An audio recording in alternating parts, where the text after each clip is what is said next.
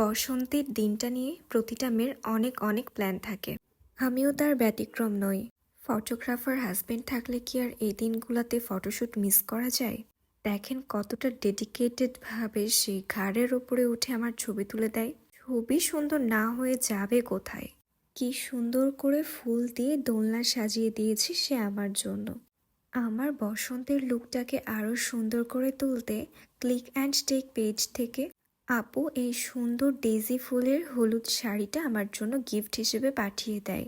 শাড়ি পেয়ে আমি এত খুশি হয়ে গেছিলাম যে শাড়ির সাথে ম্যাচিং ম্যাচিং করে সব ফ্লাওয়ার নিয়ে চলে এসেছিলাম যেন ফুল দিয়ে সাজতে পারি। এই তো শাড়ি পরে চলে আসলাম, এখন একটু সাজগোজ করার পালা। মেকআপ আমি অফ ক্যামেরাতে করে নিয়েছিলাম কারণ ফটোশ্যুটের জন্য আমি হালকা মেকআপই প্রেফার করি। অ্যান্ড দেখো গাইস, কে আমার চুল বেঁধে দিচ্ছে? এরকম কপাল আর কয়জনের আছে বলো তো? আলহামদুলিল্লাহ আলহামদুলিল্লাহ আলহামদুলিল্লাহ, একটু মজা করছিলাম আর কি।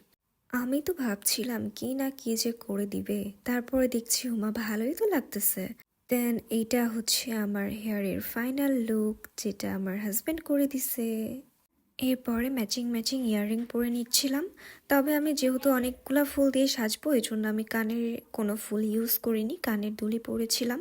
রেডি হয়ে আমরা প্রথমে চলে আসি সেক্টর 7 রেস্টুরেন্টে, কারণ এই রেস্টুরেন্টের এই দোলনাটা খুবই সুন্দর আর এই দোলনাটা সাজাইলে আরো বেশি সুন্দর লাগবে।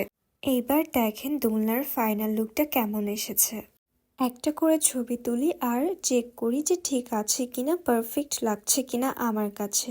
এই শ্যুটের পিকচারগুলো আপলোড দেওয়ার জন্য আমি অনেক এক্সাইটেড।